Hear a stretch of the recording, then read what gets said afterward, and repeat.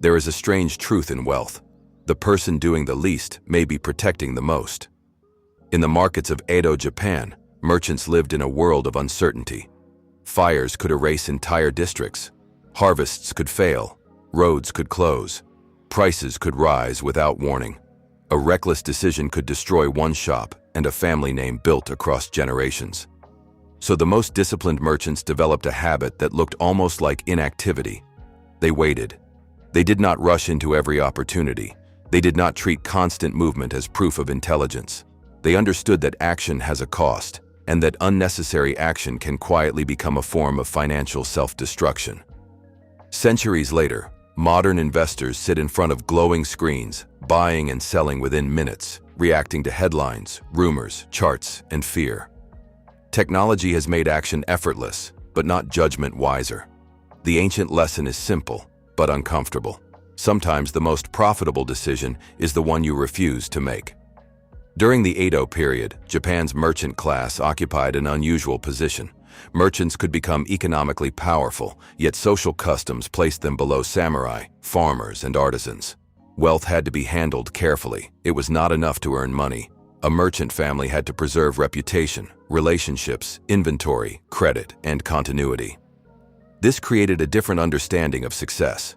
The goal was not to win one spectacular transaction. The goal was to remain standing through many seasons.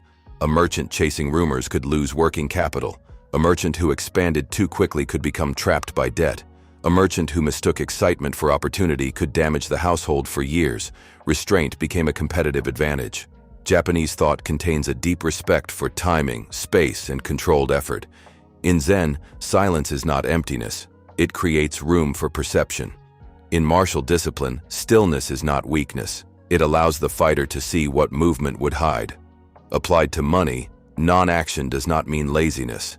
It means refusing to move without a sufficient reason. The distinction matters. Doing nothing because you are afraid is avoidance. Doing nothing because the odds are poor is judgment. One is paralysis.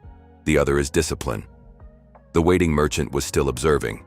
He was studying demand, protecting reserves, comparing prices, watching customers, and keeping his household expenses under control. His hands were still, but his mind was active. Here, the principle becomes powerful. Every financial action creates more than one consequence. Spending money removes the opportunity to invest it. Selling an asset may create taxes, fees, and regret. Expanding a business may increase revenue, but also increase fixed costs. Buying because everyone else is buying may provide emotional relief while increasing financial risk. This is opportunity cost, the invisible price of the path not taken. Edo merchants may not have used the modern language of behavioral economics, but successful households understood the reality. Capital committed carelessly could not be used when a better opportunity appeared. Money wasted on appearance could not protect the family during a difficult season. Debt taken for pride could become a chain during decline, so they learned to leave room. Room in the ledger, room in the storehouse, room in the household budget, room to survive. Modern finance celebrates activity. Financial news presents every day as a turning point. Trading platforms send alerts designed to pull attention back to the screen. Social media rewards confident predictions, even when those predictions are forgotten a week later. The result is a psychological trap. Human beings dislike uncertainty. When prices move, doing something creates a temporary feeling of control. Buying can reduce the fear of missing out. Selling can reduce the discomfort of watching a loss. Checking an account repeatedly can create the illusion of responsibility. But emotional relief is not the same as financial wisdom. This is why frequent trading becomes seductive. Each decision produces stimulation. Each small gain feels like evidence of skill. Each loss creates a desire to recover quickly. The investor stops following a long-term process and begins responding to emotion. The market becomes a machine for converting anxiety into action. Non-action interrupts that machine. A long-term investor who buys carefully, diversifies sensibly, controls costs, and then waits may look passive. Yet patience allows time to do what constant intervention often prevents. Compounding needs duration.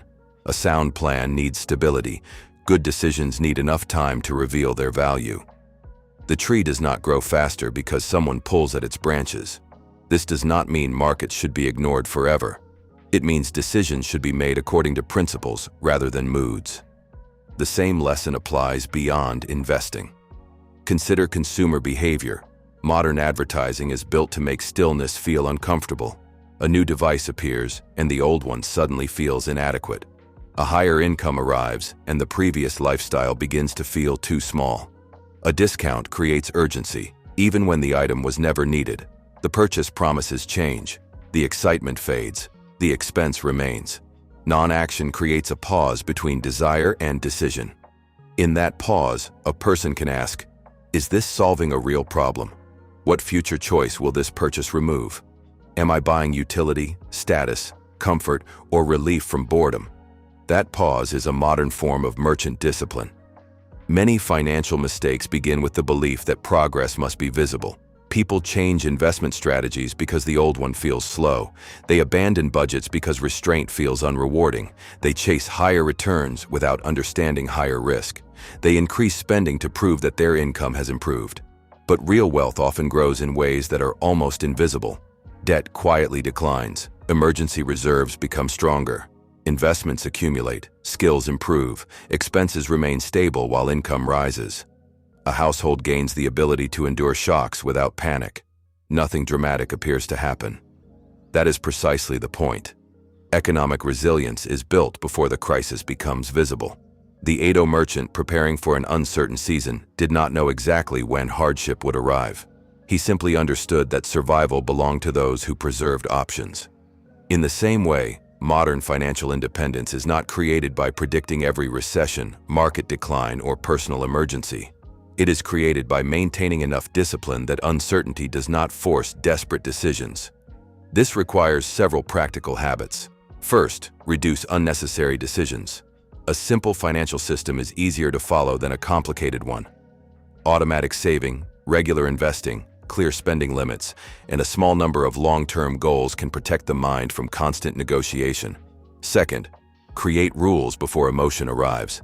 Decide what conditions would justify buying, selling, borrowing, or increasing expenses. A rule made in calm moments is usually wiser than a decision made under pressure. Third, measure progress over years, not days. Daily movement is often noise. Long-term direction reveals whether a strategy is working. Fourth, protect liquidity. Money held for emergencies may appear unproductive, but its purpose is not excitement. Its purpose is freedom from forced choices. Fifth, practice intentional delay. Before a major purchase or financial change, wait.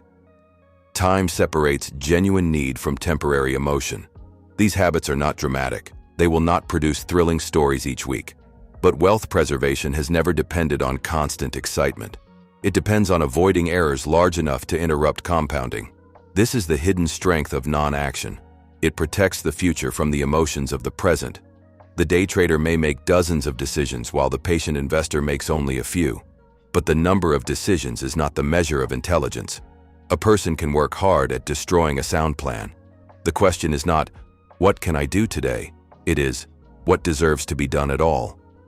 Edo merchants understood that a family fortune could be lost through ambition without restraint, consumption without purpose, and movement without direction. Their answer was not passivity. It was controlled action, separated by long periods of observation, patience, and preparation. In a culture praising speed, this wisdom feels rebellious. You do not need to respond to every market movement. You do not need to purchase every improvement. You do not need to turn every possibility into a commitment. Sometimes the wiser path is to keep your capital, keep your attention, and keep your options open, because the deepest financial advantage may not come from seeing more opportunities than everyone else. It may come from having the discipline to ignore almost all of them.